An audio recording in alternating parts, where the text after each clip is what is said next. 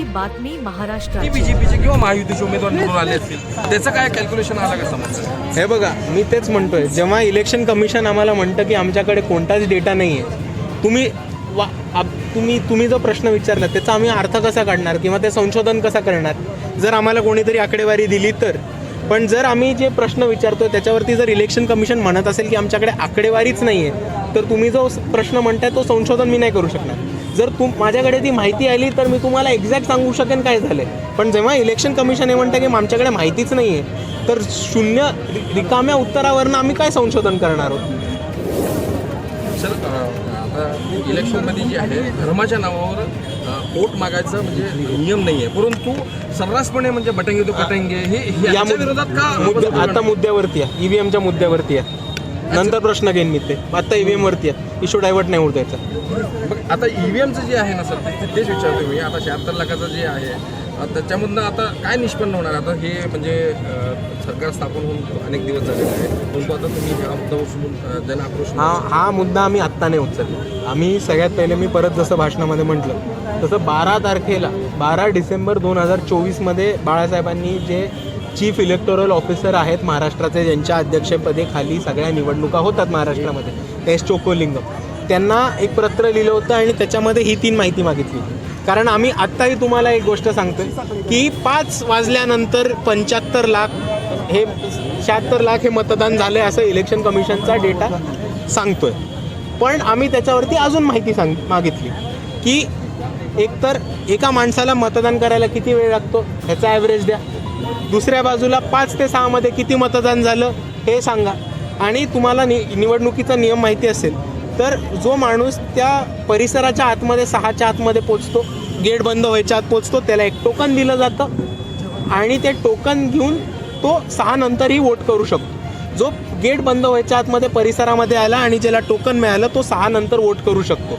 तर असे किती टोकन तिकडच्या रिटर्निंग ऑफिसरनी वाटले किंवा तिकडचे बूथवरती जे अधिकारी होते त्यांनी वाटले, ह्याची आम्हाला माहिती द्या.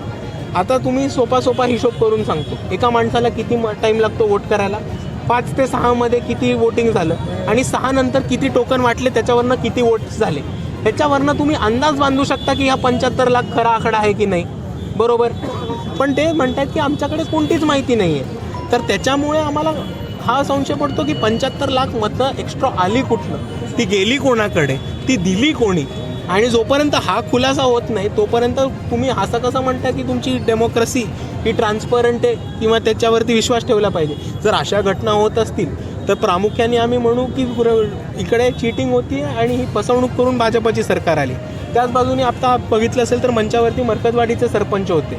मरकतवाडीच्या सरपंचांनी ओपन चॅलेंज दिला होता सरकारला की आम्ही बॅलेट पेपरवरती घेऊन दाखवतो आणि तुम्हाला सिद्ध करून दाखवतो की तुमचा जो निकाल आला आहे तो 100% उलटा कसा लागला आहे. त्याच्यावरती सरकारने त्यांना म्हटलं आणि तिकडच्या प्रशासनाने त्यांना सांगितलं की असं बिलकुल चालणार नाही, उलटा त्यांना सेक्शन 144 लावू, गावात जमावबंदी करू, फायरिंग करू, अशा धमक्या देऊन त्यांना पळवून लावले.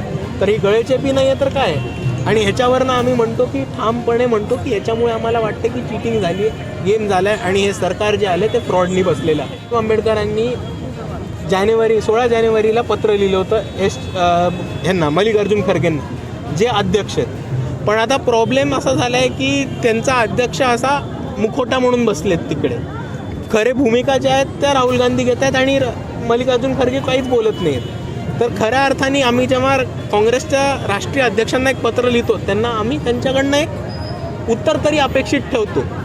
पण प्रॉब्लेम असा झाला आहे की मल्लिकार्जुन खरगेंना साईडला दाबून राहुल गांधींना एकतर्फा पक्ष चालवला असल्यामुळे त्यांनी हा मल्लिकार्जुन खरगेंकडनं त्यांच्या पक्षातल्या तळागाळातल्या कार्यकर्त्यांकडनं हा इश्यू हायजॅक केला आहे आणि त्यांनी एक पत्र लिहिलं. पण जसं तुम्हाला कळतं आहे की पत्रानंतर काही नाही झालं. पत्रानंतर काय झालं तर सरकारने आदेश दिला की 45 दिवसामध्ये सगळा एव्हिडन्स डिस्ट्रॉय करा. आता म्हणजे तुम्ही चिटिंग बघा कुठल्या लेवलवरती होती. आम्ही एका बाजूला म्हणतोय की आम्हाला पुरावे द्या, आम्हाला माहिती द्या, आणि सरकार दुसऱ्या बाजूला म्हणते की नाही पुरावे नष्ट करा 45 दिवसामध्ये.